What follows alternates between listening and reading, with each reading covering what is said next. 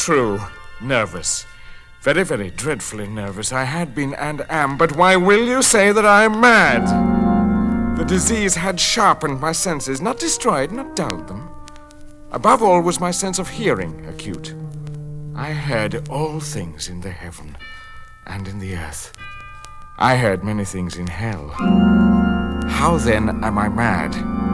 Hearken, and observe how healthily, how calmly I can tell you the whole story. It is impossible to say how first the idea entered my brain, but once conceived, it haunted me day and night. Object there was none. Passion there was none. I loved the old man.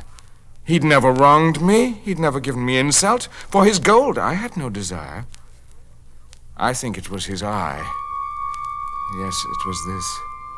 He had the eye of a vulture, a pale blue eye with a film over it. Whenever it fell upon me, my blood ran cold. And so, by degrees, very gradually, I made up my mind to take the life of the old man and thus rid myself of the eye forever. Now, this is the point. You fancy me mad. Madmen know nothing. But you should have seen me. You should have seen how wisely I proceeded, with what caution, with what foresight, with what dissimulation I went to work. I was never kinder to the old man than during the whole week before I killed him. And every night, about midnight, I turned the latch of his door and opened it. Oh, so gently. And then, when I had made an opening sufficient for my head, I put in a dark lantern, all closed, so that no light shone out. And then I thrust in my head. Oh, you would have laughed to see how cunningly I thrust it in. I moved it slowly, very, very slowly, so that I might not disturb the old man's sleep. It took me an hour to place my whole head within the opening so far that I could see him as he lay upon his bed. Huh? Would a madman have been so wise as that? And then, when my head was well in the room, I undid the lantern cautiously. Oh, so cautiously. Cautiously, for the hinges creaked. I undid it just so much that a single thin ray fell upon the vulture eye. And this I did for 7 long nights, every night, just at midnight. But I found the eye always closed, and so it was impossible to do the work. For it was not the old man that vexed me, but his evil eye. And every morning, when the day broke, I went boldly into the chamber and spoke courageously to him, calling him by name in a hearty tone, and inquiring how he had passed the night. So you see, he would have been a very profound old man indeed to suspect that every night, just at 12, I looked in upon him while he slept. Upon the 8th night, I was more than usually cautious in opening the door. A watch's minute hand moves more quickly than did mine. Never before that night had I felt the extent of my powers, of my sagacity. I could scarcely contain my feelings of triumph, to think that there I was opening the door little by little, and he not even to dream of my secret deeds or thoughts. I fairly chuckled at the idea. And perhaps he heard me, for he moved on the bed suddenly, as if startled. Now you may think I drew back, but no. His room was as black as pitch with the thick darkness, for the shutters were close fastened through fear of robbers, and so I knew that he could not see the opening of the door, and I kept pushing it on, steadily, steadily. I had my head in and was about to open the lantern when my thumb slipped upon the tin fastening, and the old man sprang up in bed, crying out, "Who's there?" I kept quite still and said nothing. For a whole hour I did not move a muscle, and in the meantime I did not hear him lie down. He was still sitting up in the bed listening, just as I have done night after night, hearkening to the death watches in the wall. Presently I heard a slight groan, and I knew it was the groan of mortal terror. It was not a groan of pain or of grief. Oh, no. It was the low, stifled sound that arises from the bottom of the soul when overcharged with awe. I knew that sound well. Many a night, just at midnight, when all the world slept, it had welled up from my own bosom, deepening with its dreadful echo the terrors that distracted me. I say I knew it well. I knew what the old man felt and pitied him, although I chuckled at heart. I knew that he'd been lying awake ever since the first slight noise when he had turned in his bed. His fears had been ever since growing upon him. He'd been trying to fancy them causeless, but he could not. He'd been saying to himself, "It's nothing but the wind in the chimney. It's only a mouse crossing the floor. Or it's merely a cricket which has made a single chirp." Yes, he'd been trying to comfort himself with these suppositions, but he had found all in vain. All in vain. Because death, in approaching him, had stalked with his black shadow before him and enveloped the victim.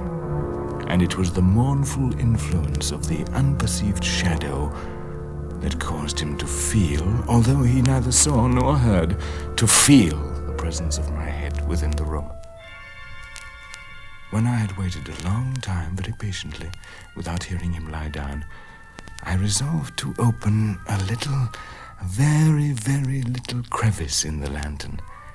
So I opened it. You can imagine how stealthily, until at length a simple dim ray, like the thread of a spider, shot from out of the crevice and fell full upon the vulture eye. It was open, wide open, and I grew furious as I gazed upon it. I saw it with perfect distinctness, all a dull blue with a hideous veil over it that chilled the very marrow in my bones. But I could see nothing else of the old man's face or person, for I had directed the ray, as if by instinct, precisely upon the damned spot. And have I not told you that what you mistake for madness is but over-acuteness of the senses? Now, I say, there came to my ears a low, dull, quick sound, such as a watch makes when enveloped in cotton. I knew that sound well, too. It was the beating of the old man's heart. It increased my fury, as the beating of a drum stimulates the soldier into courage. But even yet I refrained and kept still. I scarcely breathed. I held the lantern motionless. I tried how steadily I could maintain the ray upon the eye. Meantime, the hellish tattoo of the heart increased. It grew quicker and quicker and louder every instant. The old man's terror must have been extreme. It grew louder, I say, louder every moment. Do you mark me well? I've told you that I am nervous, so I am. And now, at the dead hour of the night, amid the dreadful silence of that old house, so strange a noise as this excited me to uncontrollable terror. Yet, for some minutes longer, I refrained and stood still. But the beating grew louder. I thought the heart must burst. And now a new anxiety seized me. The sound would be heard by a neighbor. The old man's hour had come. With a loud yell, I threw open the lantern and leaped into the room. He shrieked once only. In an instant, I dragged him to the floor and pulled the heavy bed over him. I then smiled gaily to find the deed so far done. But for many minutes the heart beat on with a muffled sound. This, however, did not vex me. It would not be heard through the wall. At length it ceased. The old man was dead. I removed the bed and examined the corpse. Yes, he was stone dead. I placed my hand upon the heart and held it there for many minutes. There was no pulsation. He was stone dead. His eye would trouble me no more. If you still think me mad, you will think so no longer when I describe the wise precautions I took for the concealment of the body. The night waned, and I worked hastily, but in silence. First of all, I dismembered the corpse. I cut off the head, and the arms, and the legs. I then took up 3 planks from the flooring of the chamber and deposited all between the scantlings. I then replaced the board so cleverly, so cunningly, that no human eye, not even his, could have detected anything wrong. There was nothing to wash out, no stain of any kind, no blood spot whatever. I'd been too wary for that. A tub had caught all. When I had made an end of these labors, it was 4 o'clock, still dark as midnight. As the bell sounded the hour, there came a knocking at the street door. I went down to open it with a light heart, for what had I now to fear? There entered 3 men who introduced themselves with perfect suavity as officers of the police. A shriek had been heard by a neighbor during the night. Suspicion of foul play had been aroused. Information had been lodged at the police office, and they, the officers, had been deputed to search the premises. I smiled. For what had I to fear? I bade the gentleman welcome. The shriek, I said, was my own in a dream. The old man, I mentioned, was absent in the country. I took my visitors all over the house. I bade them search well. I led them at length to his chamber. I showed them his treasures, secure, undisturbed. In the enthusiasm of my confidence, I brought chairs into the room and desired them here to rest from their fatigues, while I myself, in the wild audacity of my perfect triumph, placed my own seat upon the very spot beneath which reposed the corpse of the victim. The officers were satisfied. My manner had convinced them. I was singularly at ease. They sat, and while I answered cheerily, they chatted of familiar things. But ere long, I felt myself getting pale and wished them gone. My head ached, and I fancied a ringing in my ears. But still they sat and still chatted. The ringing became more distinct. It continued and became more distinct. I talked more freely to get rid of the feeling, but it continued and gained definiteness until at length I found that the noise was not within my ears. No doubt I now grew very pale, but I talked more fluently and with a heightened voice. Yet the sound increased, and what could I do? It was a low, dull, quick sound, much such a sound as a watch makes when enveloped in cotton. I gasped for breath, and yet the officers heard it not. I talked more quickly, more vehemently, but the noise steadily increased. I arose and argued about trifles in a high key with violent gesticulations, but the noise steadily increased. Why would they not be gone? I paced the floor to and fro with heavy strides, as if excited to fury by the observations of the men, but the noise steadily increased. Oh, God, what could I do? I foamed, I raved, I swore. I swung the chair upon which I had been sitting and grated it upon the boards, but the noise arose above all and continually increased. It grew louder, louder, louder, and still the men chatted pleasantly and smiled. Was it possible they heard not? Almighty God, no. No, they heard. They suspected. They knew. They were making a mockery of my horror. This I thought, and this I think. But anything was better than this agony. Anything was more tolerable than this derision.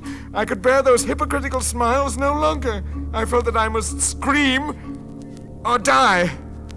And now, again, hark, louder, louder, louder, louder.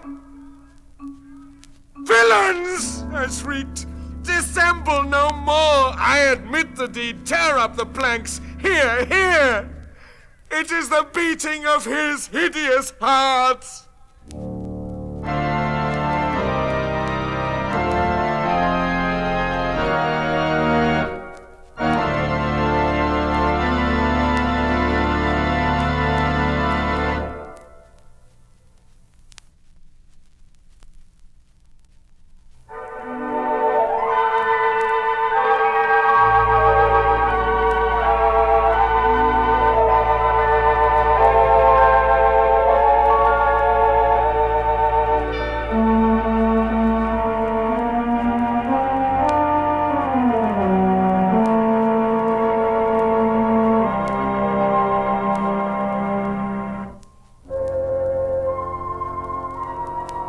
It was many and many a year ago, in a kingdom by the sea, that a maiden there lived whom you may know by the name of Annabel Lee. And this maiden she lived with no other thought than to love and be loved by me. I was a child, and she was a child, in this kingdom by the sea. But we loved with a love that was more than love, I and my Annabel Lee, with a love that the winged seraphs of heaven coveted her and me. And this was the reason that long ago, in this kingdom by the sea, a wind blew out of a cloud, chilling my beautiful Annabel Lee, so that her high-born kinsman came and bore her away from me, to shut her up in a sepulchre in this kingdom by the sea. The angels, not half so happy in heaven, went envying her and me. Yes, that was the reason, as all men know in this kingdom by the sea, that the wind came out of the cloud by night, chilling and killing my Annabel Lee. But our love, it was stronger by far than the love of those who were older than we, of many far wiser than we. And neither the angels in heaven above, nor the demons down under the sea, can ever dissever my soul from the soul of the beautiful Annabel Lee. For the moon never beams without bringing me dreams of the beautiful Annabel Lee. And the stars never rise, but I feel the bright eyes of the beautiful Annabel Lee. And so all the night tide I lie down by the side of my darling, my life and my bride, in the sepulchre there by the sea, in her tomb by the sounding sea.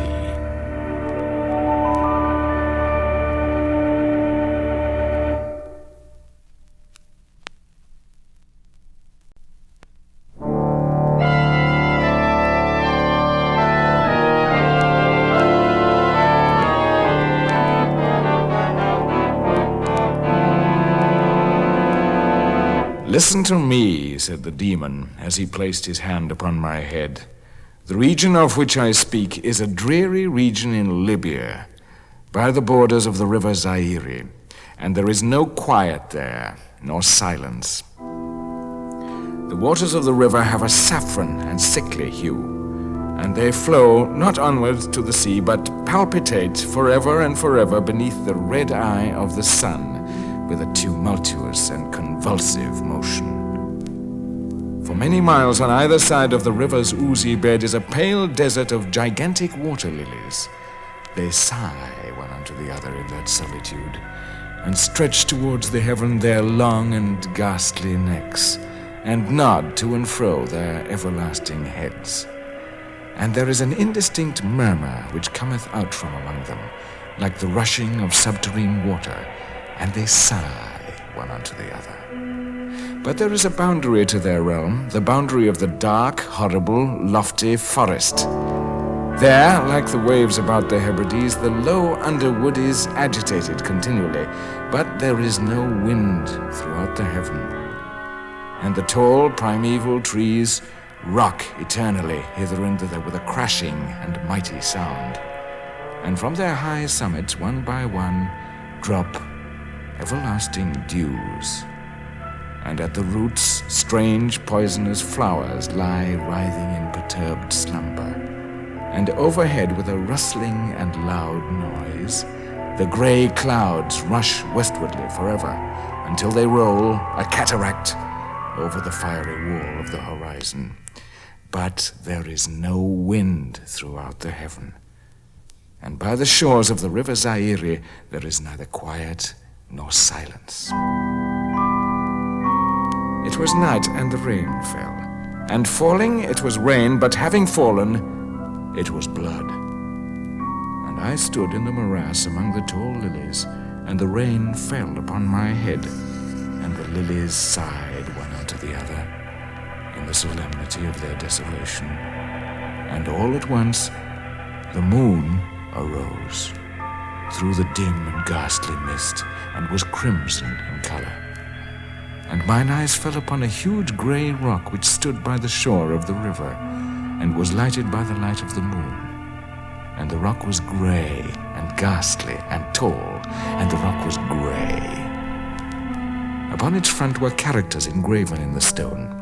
And I walked through the morass of the water lilies until I came close unto the shore, that I might read the characters upon the stone.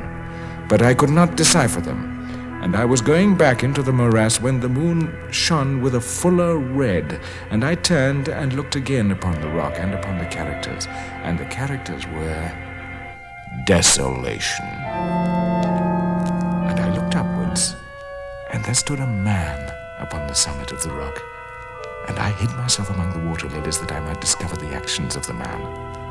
And the man was tall and stately in form, and was wrapped up from his shoulders to his feet in the toga of old Rome, and the outlines of his figure were indistinct, but his features were the features of a deity. For the mantle of the night and of the mist and of the moon and of the dew had left uncovered the features of his face, and his brow was lofty with thought, and his eye wild with care. And in the few furrows upon his cheek I read the fables of sorrow and weariness and disgust with mankind and a longing after solitude. And the man sat upon the rock and leaned his head upon his hand and looked out upon the desolation. He looked down into the low, unquiet shrubbery and up into the tall primeval trees and up higher at the rushing heaven and into the crimson moon, and I lay close within the shelter of the lilies and observed the actions of the man. And the man trembled in the solitude, but the night waned and he sat upon the rock. And the man turned his attention from the heaven and looked out upon the dreary river Zaire, and upon the yellow ghastly waters, and upon the pale legions of the water lilies. And the man listened to the sighs of the water lilies, and to the murmur that came up from among them. And I lay close within my covert and observed the actions of the man. And the man trembled in the solitude, but the night waned, and he sat upon the rock.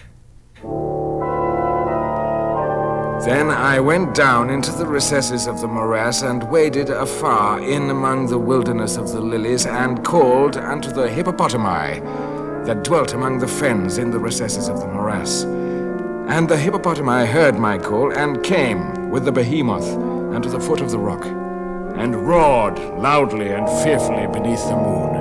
And I lay close within my covert, and observed the actions of the man. And the man trembled in the solitude, but the night waned, and he sat upon the rock. Then I cursed the elements with the curse of tumult, and a frightful tempest gathered in the heaven, where before there had been no wind. And the heaven became livid with the violence of the tempest, and the rain beat upon the head of the man, and the floods of the river came down, and the river was tormented into foam, and the water lilies shrieked within their beds, and the forest crumbled before the wind, and the thunder rolled, and the lightning fell, and the rock rocked to its foundation. And I lay close within my covert, and observed the actions of the man. And the man trembled in the solitude, but the night waned, and he sat upon the rock. Then I grew angry, and cursed with the curse of silence the river, and the lilies, and the wind, and the forest, and the heaven, and the thunder, and the sighs of the water lilies, and they became accursed, and were still. And the moon ceased to totter up its pathway to heaven, and the thunder died away, and the lightning did not flash, and the clouds hung motionless, and the waters sunk to their level and remained, and the trees ceased to rock, and the water lilies sighed no more, and the murmur was heard no longer from among them, nor any shadow of sound throughout the vast, illimitable desert.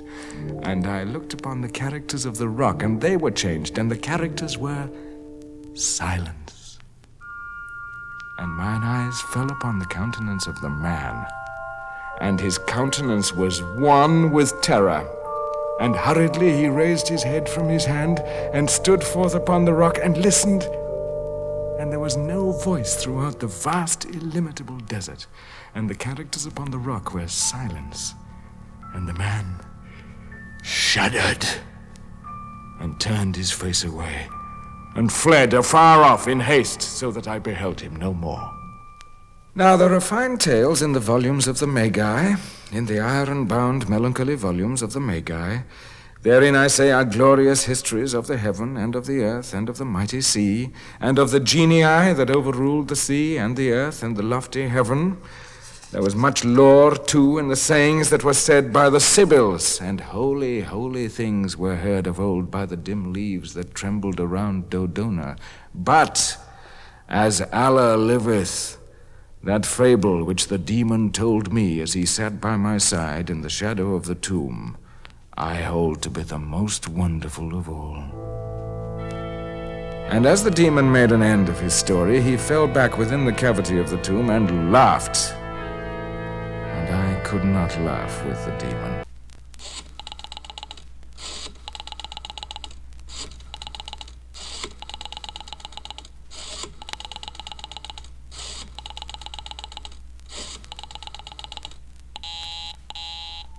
Oh, dear.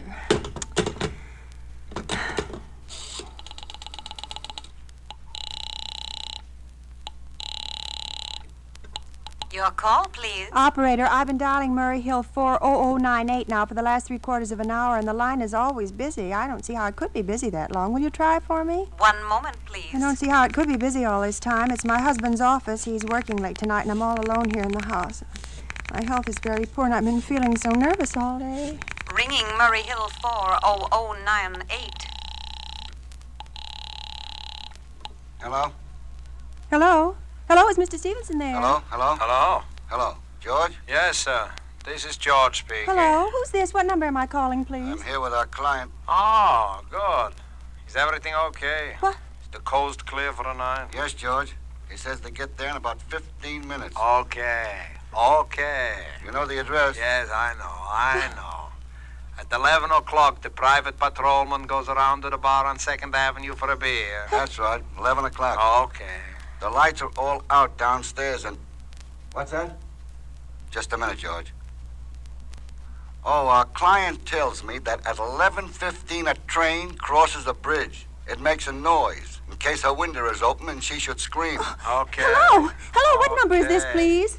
That's 11:15, the train. Yeah. Do you remember everything else, George? Yes. I'll make it quick. As little blood as possible.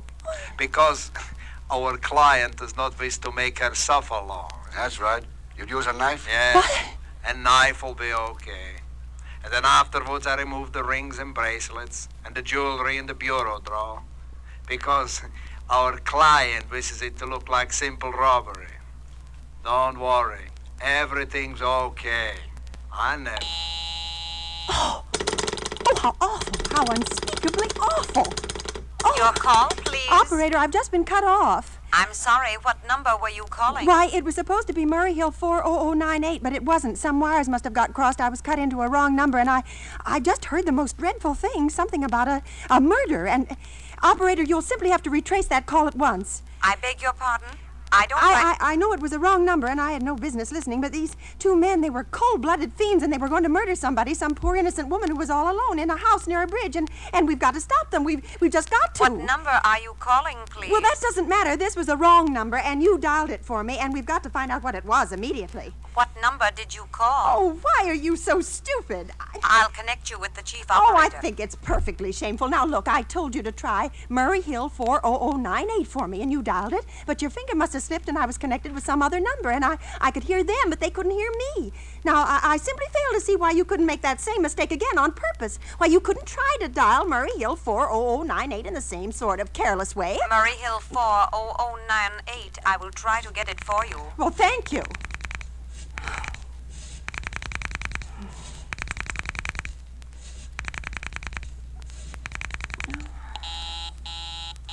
I am sorry, Murray Hill 40098 is busy. I will call you in 20 minutes. Operator!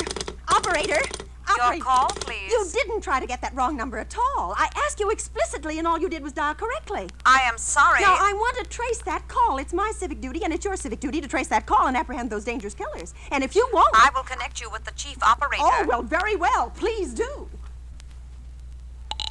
Talk. Make anyone understand. So much time to get anyone.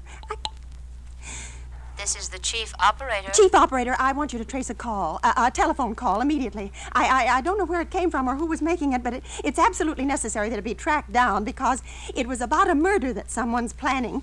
A terrible, cold-blooded murder of a poor innocent woman tonight at 11:15. I see. Now, can you trace it for me? Can you track down those men? May I have your name, please? Mrs. Stevenson, Mrs. Albert Stevenson. But listen, And your telephone number, Plaza please. 32098. But if you go on wasting all this time... Why do you want this call traced, please? Why? Oh, no reason. I mean, I merely felt very strongly that something ought to be done about it. These men sounded like killers. They're dangerous. They're going to murder this woman at 11:15 tonight, and I thought the police ought to know. Have you reported this to the police? Well, no, not yet. You want this call checked purely as a private individual? Yes, but meanwhile... I'm sorry, Mrs. Stevenson, but I'm afraid we couldn't make this check for you and trace the call just on your say-so. As a private individual, we'd have Oh, to check... for heaven's sake. You mean to tell me I can't report that there's going to be a murder without getting tied up in all this red tape? Why, it's perfectly idiotic. I'll call the police. Well, you see, madam, if... Oh, ridiculous. I never heard of such nonsense. Police department. I can't see why you have to go through all this business. Oh, wait. Your call, please. The police department. Get me the police department, please. Thank you. Ringing the police department. Oh, dear, do you have to dial? Can't you ring them direct? All this time, wait. You can't.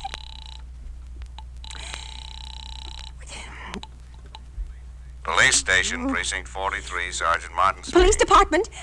This is Mrs. Stevenson, Mrs. Elbert Smythe Stevenson, 5353 North Sutton Place. I'm calling up to report a murder. Huh? I mean, the murder hasn't been committed yet, but I just overheard plans for it over the telephone over a wrong number that the operator gave me. Yes, ma'am. 2 men were talking, and they were going to murder some woman at 11:15 tonight.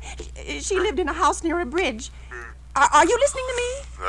Yes, ma'am. And there was a private patrolman on the street. He was going to go around for a beer on 2nd Avenue, and there was some third man, a client, who was paying to have this poor woman murdered. They were going to take her rings and bracelets and use a knife. Well, it's unnerved me dreadfully, and I'm not well. I'm very I see. What's your name, ma'am? Mrs. Stevenson, Mrs. Albert Stevenson. And your address? 53 North Sutton Place. That's near a bridge, the Queensboro Bridge, you know, and we have a private patrolman on our street, and 2nd Avenue is the next street. What was that number you were calling? Murray Hill 40098. But that wasn't the number I overheard. I mean, Murray Hill 40098 is my husband's office. He's working late tonight, and his line was busy, and I was trying to reach him to ask him to come home. I'm an invalid, you know, and it's the maid's night off, and we'll look into it, Mrs. Stevens. Well, the whole thing calls for a search, a complete and thorough search of the whole city. I'm very near the bridge, and I'm not far from 2nd Avenue, and I know I'd feel a whole lot better if you sent around a radio car to this neighborhood at once. Well, what makes you think the murder is going to be committed in your neighborhood, ma'am? Well, I don't know, only the coincidence is so horrible. 2nd Avenue and the patrolman, the bridge. Well, this ain't the only 2nd Avenue in the whole world, you know, ma'am. Maybe it was a long-distance call you overheard. And maybe it wasn't. I'm all alone and very nervous. My maid Eloise, she's a big girl. She weighs 200 pounds. She's too lazy to bring up my breakfast tray. It's her night out, and my husband Albert, he's just crazy about me. He just adores me. He waits on me hand and foot. He's scarcely left my side since I took sick 12 years ago. Yeah, lady, we'll take care of it. Just now, I've got a couple of other matters here on my desk that require immediate attention. Good night, ma'am. Thank you.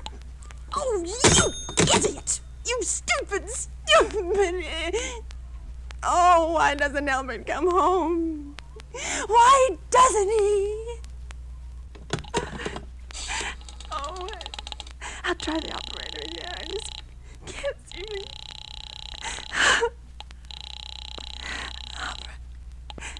Oh, why doesn't she go? Your call, please. Operator, for heaven's sake, will you ring that Murray Hill 40098 number again? I can't think what's keeping him so long. I will try it for you. Well, try. I don't see... Oh, it makes me so nervous. I don't see why he doesn't answer. Oh, my... I'm sorry, Murray Hill 40098 is busy. I will call I you. can hear it. You don't have to tell me. I know it's busy. If I can only get out of this bed for a little while. If I could get a breath of fresh air or just lean out of the window and see the street. Hello? Albert? Hello? Hello? Hello? Oh, what's the matter with this phone? Hello? Hello? Oh, hello? Hello? Oh, for heaven's sake, who is this? Hello? Hello? Hello? He's trying to call me. What are they trying to do to me? Operator! Operator! Operator!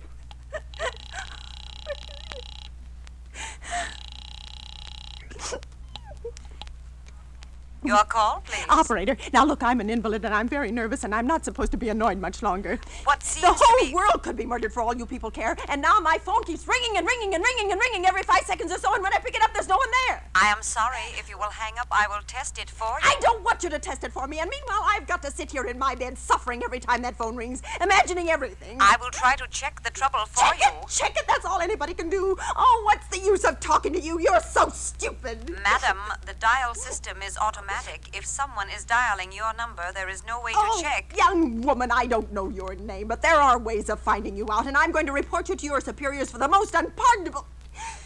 Give me the business office at once. You may dial that number direct. Oh, listen here, you... Oh, what's the use? Oh, dear. Oh, for heaven's sake! Hello?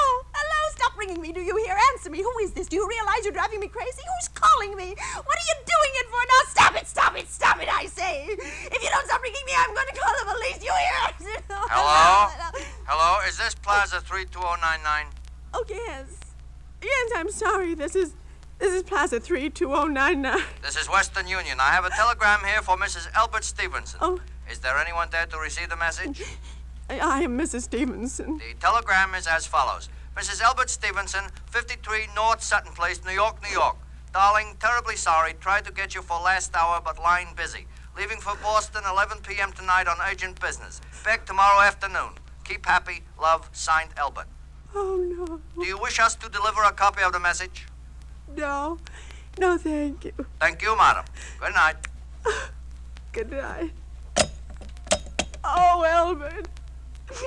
Albert, how could you? How could you? When you knew I was going to be alone. If I'm alone one more second, I'll go mad. I don't care what he says or what the expense is. I'm a sick woman. I'm entitled to a little consideration.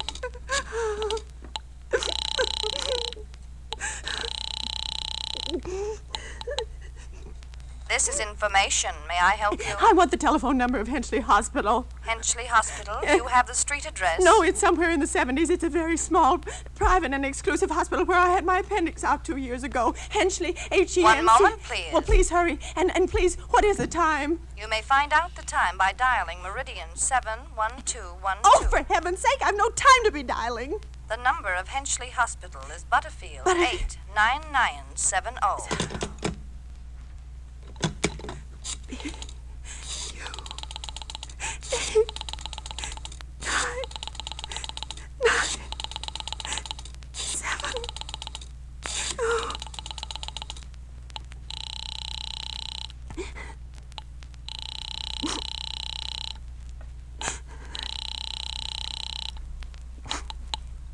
Henchley Hospital, good evening. Nurses Registry.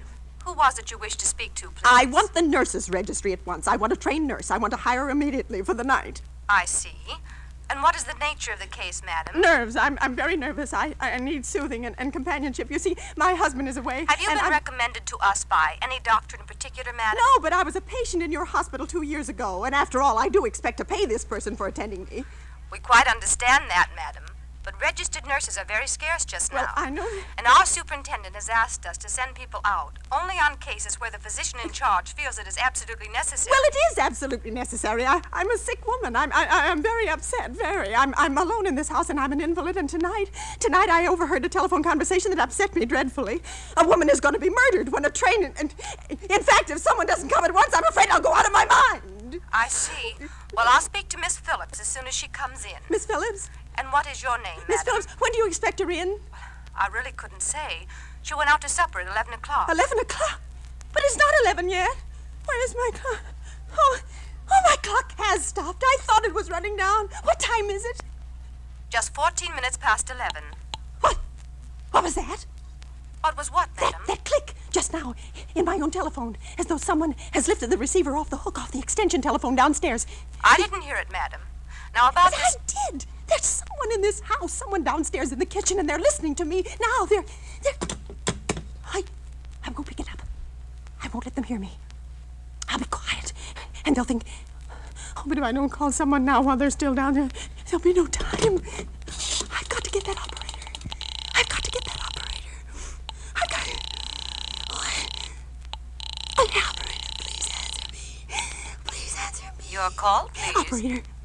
Operator, I'm in desperate trouble. I am sorry, I cannot hear you. Please speak louder. I don't dare. There's someone listening. Can you hear me now? I am sorry. But you've got to hear me. Oh, please, you've got to hear me. There's someone in this house, someone who's going to murder me. And you've got to get in touch with them. There it is. There it is. Did you hear it? He's put it down. He's put down the extension phone. He's coming up. He's coming up the stairs. Oh, give me the police department. Give me the police department. One moment, please. I will connect you. I can hear him. Hurry. Hurry. What are you going to do? Oh, no. I haven't done anything. Oh, please don't get me. Please, I haven't done anything. Oh, no.